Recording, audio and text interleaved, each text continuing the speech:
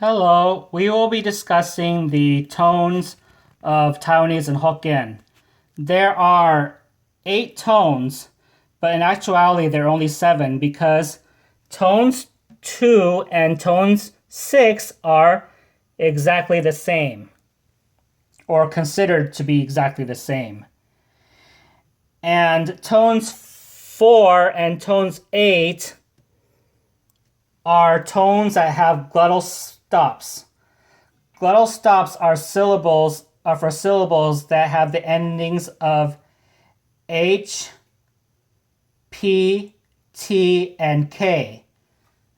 And in the case here, wide is qua. There's an H ending here, qua, which means wide. And then you have, for tone 8, you have dit, which means straight and direct, and there's a T ending.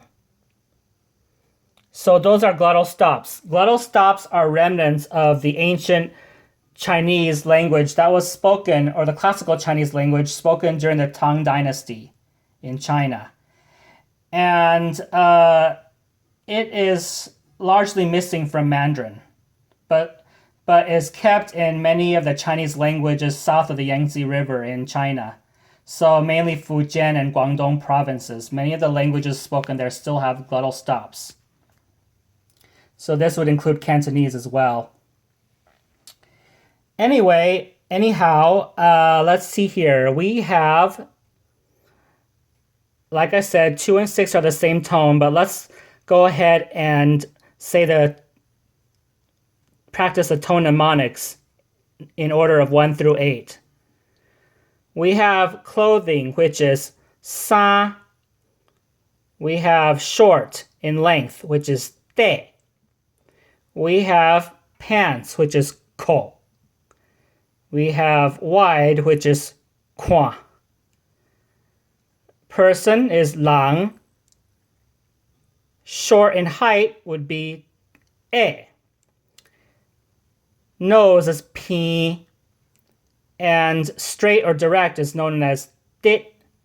So 1 through 8. Sa, te, ko, kwa, lang, e, pi, dit.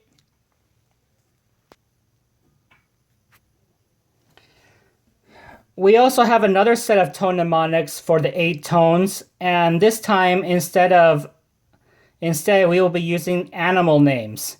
Animals is easier for little children, and it's kind of like you have animals for the zodiac, but in this case, this is just for the purposes of tone mnemonics. We have lion, which is sai. Tiger is ho. Leopard is ba. Duck is a. Ox is gu. Dog is gao. Elephant is qiu. And deer is lok. So, number 1. Sai, ho, ba, a, gu, gao, qiu, lok.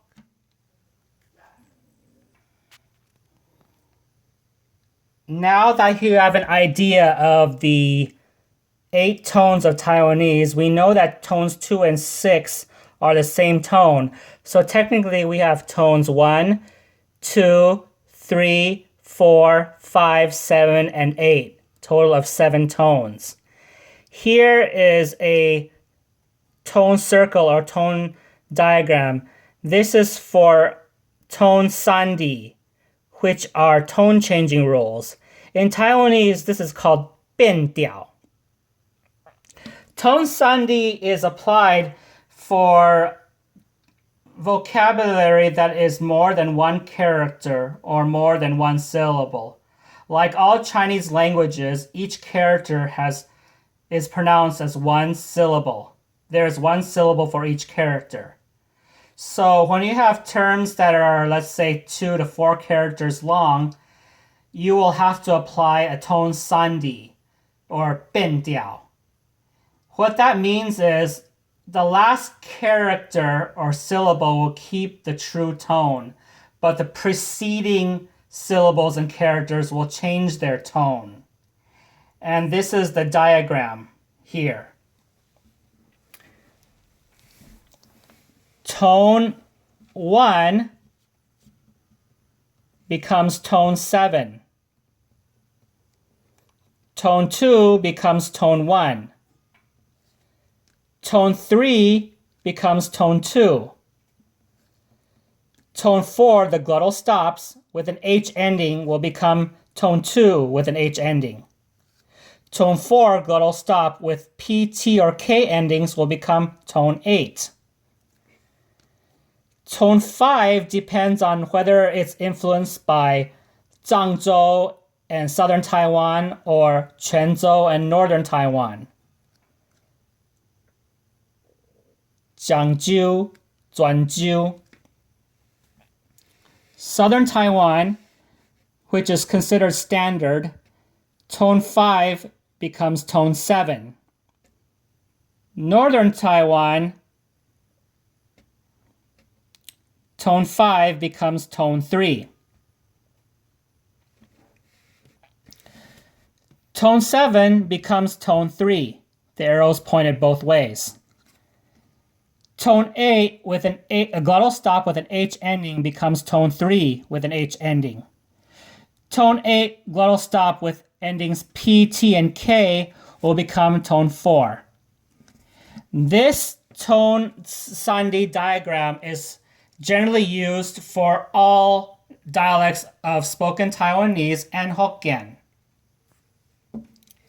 However, in Taiwan, there are many Taiwanese scholars who studied language, and this is another diagram that is commonly seen. It is different from the previous diagram of tone Sandhi or Piàn-tiàu in the way they handle the tone Sandhi for tones 4 and tones 8, the glottal stops. According to them, what is similar is tone 4 with the glottal stop that ends with H will become tone 2 with an H ending.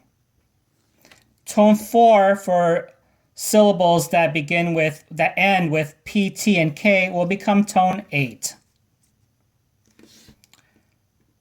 Now the difference here is how they handle tone 8.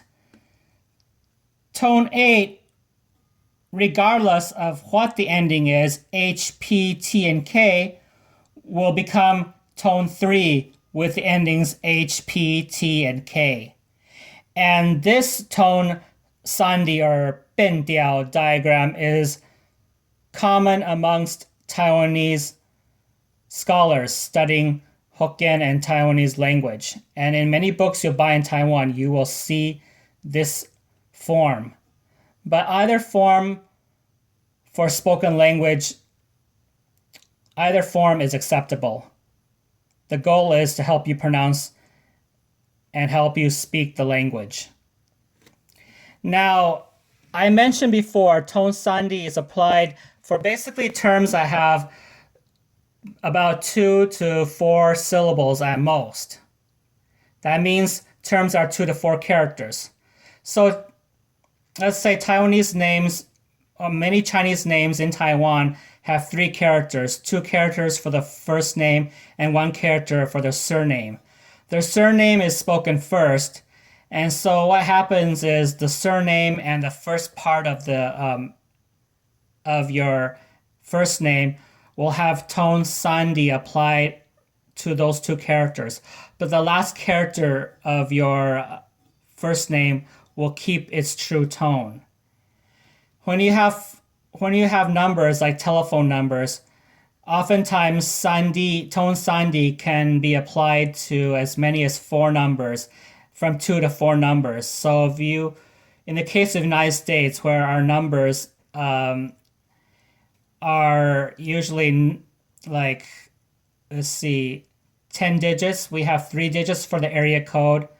We have 3 digits followed by 4 digits. So you would break that into phone number into 3, 3, and 4.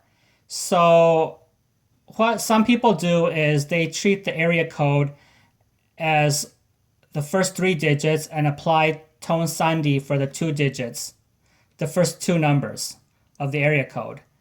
And then the first part of the phone number, which is the next 3 numbers, they will do the similar thing, apply tone Sandhi for the first 2 numbers, and then keep the true tone for the 3rd number. And then the last 4 numbers of the phone number, they sometimes break that into 2 sets of 2, where they only apply Sandhi to 1 character for the first number. We will have more examples in later videos, I promise. And another thing with Sandhi, tone Sandhi or Piàn-tiàu, is that it applies to verbs too. Regardless of the verb is 1 syllable or 3 syllables or what have you, any verb that is followed by an object will have tone Sandhi or Piàn-tiàu applied to the entire thing. That means every character or syllable in the verb will have tone Sandhi. None of the characters in the or syllables in a verb will keep their true tone if that verb is followed by an object. This is the same for adjectives and adverbs. Anything that is preceded by an object will have tone, that is preceded, let's say, by an object, will have tone Sandhi applied to it. Again, I hope to provide more examples. If you like these videos, please subscribe, and I will post more examples. Until then, thank you, and 再见.